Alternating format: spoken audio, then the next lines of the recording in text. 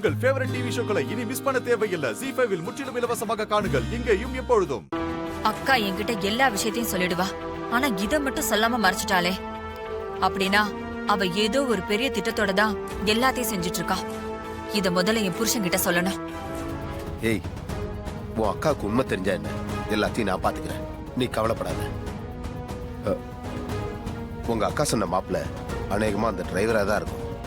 ஆமாங்க, நானும் அப்படிதான் நினைக்கிறேன். உங்க அக்காவுக்கு இந்த விஷயம் தெரியுங்கிறது மகேஷுக்கும் மாயாவுக்கும் தெரியக்கூடாது. அப்பதான் அவங்க கல்யாணம் வரைக்கும் பயப்படாம இருப்பாங்க, புரியுதா? நான் அதை பாத்துக்கிறேன். என் அக்கா என்னதான் பிளான் பண்ணாலும் அது எல்லாத்தையும் முறியடிச்சு ரேவதி கழுத்துல மகேஷ தாலி கட்ட வைக்கணும்.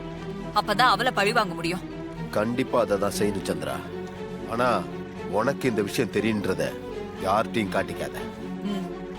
முக்கியமா அந்த டிரைவர் பயலுக்கு உன் மேல ஒரு சின்ன சந்தேகம் கூட வரக்கூடாது. வந்துருச்சுன்னு வை, நமக்கு எதிராக அவன் காய் நகர்த்த ஆரம்பிச்சிருவான். அது எல்லாத்தையும் நான் பாத்துக்கிறேங்க, நீங்க எதுக்கும் பயப்படாதீங்க. சரி சந்திரா, நீ கிளம்பு. ஏதாவது முக்கியமான விஷயம் என்ன போன் பண்ணு. சரிங்க, வரேன். அப்பா முருகா, என் பேத்தி ரேவதி கல்யாண விஷயத்துல என்னென்னமோ நடந்து போச்சியா. இப்ப அவ கல்யாண மண்டபம் வரைக்கும் போயிட்டா. அது மட்டும் இல்ல முருகா, சாமுண்டீஸ்வரி என் பேத்திக்காக பார்த்து வச்சிருக்க மாப்பிள்ளைக்கும் அவளுக்கும் கல்யாணம் நடக்க கூடாது. அது மட்டும் நடக்கவே கூடாது. என் பேரன் கார்த்திக்கோட தான் நடக்கணும். என் பேரன் கார்த்திக்கும் என் பேத்தி ரேவதிக்கும் கல்யாணம் கண்டிப்பா நடக்கும்னு அன்னைக்கு நீதானே என் கனவுல வந்து உறுதியா சொன்ன. அத நம்பி நானும் இந்த கல்யாணம் நல்லபடியா நடக்கும்னு நம்பிக்கையோட இருந்தேன் முருகா.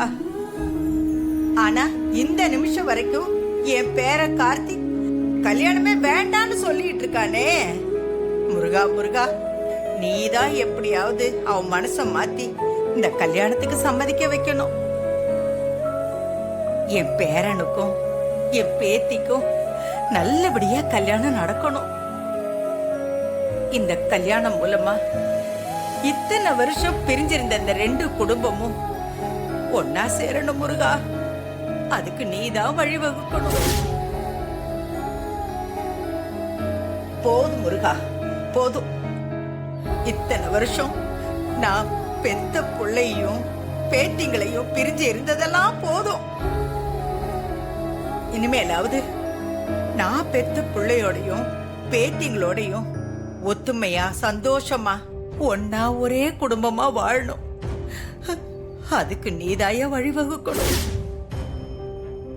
முருகா, என் அப்பனே சண்முகா, முருகா முருகையா, முருகா முருகா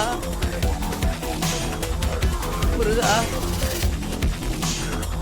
பரமேஸ்வரி, முருகா வந்துட்டியா? முருகா, உன் புலமல் தான் என்ன டிஸ்டர்ப் பண்ணிட்டே இருந்துச்சு, அதான் நேர்ல வந்த. பரமேஸ்வரி, என்ன முருகா நீ?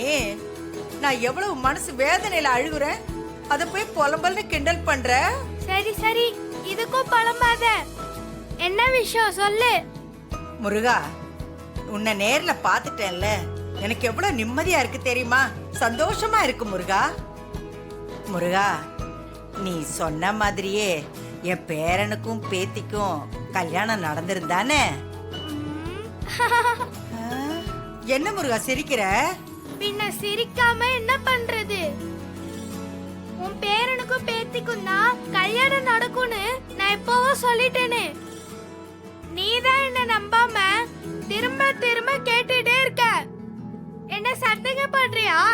அப்படி இல்ல முருகா, நடக்கிற எல்லாத்தையும் பார்த்தா எனக்கு பயமா இருக்கு. என் பேத்தி கல்யாண மண்டபம் வரைக்கும் போயிட்டா, ஆனா என் பேரன் இந்த நிமிஷம் வரைக்கும் கல்யாணமே வேண்டான்னு சொல்லிக்கிட்டு இருக்கான். அப்படி இருக்கும்போது இந்த கல்யாணம் எப்படி முருகா நடக்கும்? அதான் உங்ககிட்ட கேக்குற, எப்படி முருகா இந்த கல்யாணம் நடக்கும்னு பயமா இருக்கு. நீ உடனே கோச்சுக்கிற. சும்மா உன்கிட்ட தமாஷ் பண்ண பரமேஸ்வரி. இப்போ உனக்கு ஒரு சந்தோஷமான விஷயத்த சொல்லட்டுமா? சந்தோஷமான விஷயமா? சொல்லு முருகா. நாளைக்கு மண்டபத்துல உன் பேரனுக்கும் பேத்திக்கும் தான் கல்யாணம் நடக்கும். அத உன் மருமக சாமுண்டீஸ்வரியே நடத்தி வைப்ப பாரு. என்ன சாமுண்டீஸ்வரியே இந்த கல்யாணத்தை நடத்தி வைப்பாளா? ஆமா, என் பொண்ணு கல்யாணம் ஏன் விருப்பப்படிதான் நடக்கணும். அதுக்கு நீதான் துணையா இருக்கணும். கடவுளே, என் பொண்ணு கல்யாணம் என் தங்கச்சி பையனோட தான் நடக்கணும். அவன் தான் இந்த வீட்டுக்கு மாப்பிள்ளையா வரணும். அப்பதான் இந்த 2 குடும்பமும் ஒன்னா சேரும். அதுக்கு நீ தான் அருள் புரியணும்.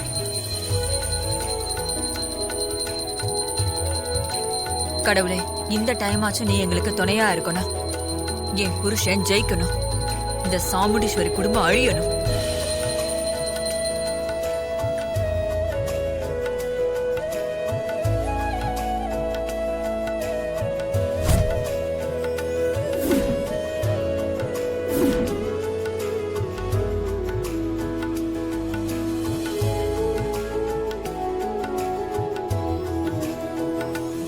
ரோஹிணி, இந்த தாலியை பத்திரமா வச்சுக்கோ.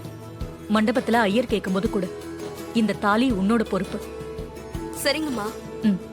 மண்டபத்துக்கு புறப்படலாமா? போலாம். இதை எடுத்துக்கோ. கல்யாணம் நடந்து தாலி எல்லாம் கட்டின பிறகுதான், புருஷன் பொண்டாட்டி ஆன பிறகுதான் சேர்ந்து ஊர்வலம் போவாங்க. இது பொண்ணு அழைப்பு தான். ரேவதி மட்டும்தான் கார்ல போகணும். சரிங்க மேடம்.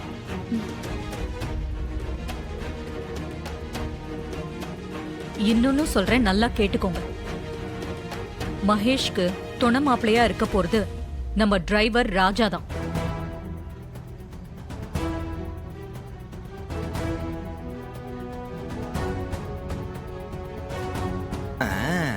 மாப்பிள்ளை கூடவே இருந்து எல்லா வேலையும் பார்க்க போறது ராஜா தான்.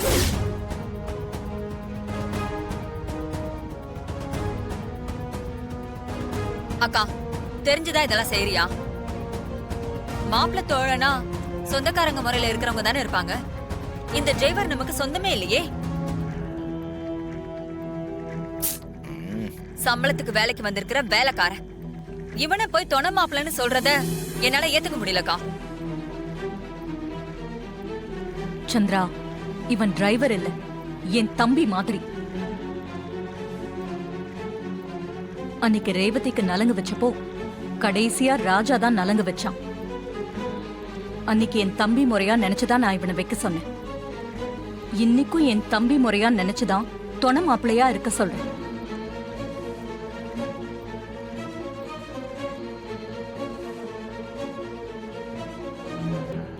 ராஜா, மேடம், உன் மேல இருக்கிற நம்பிக்கையில தான் நான் உன்னை கேட்காம கூட இதை சொல்லிட்டேன்.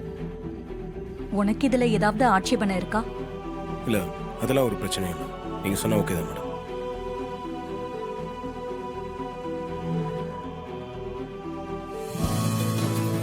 ரொம்ப சந்தோஷம் ராஜா. என் மனசுல உன்னை பத்தின நல்ல அபிப்பிராயங்கள் கூடிக்கிட்டே போகுது. ஜீ5 ஆப்பை டவுன்லோட் செய்து அனைத்து எபிசோடுகளையும் இலவசமாக பாருங்க.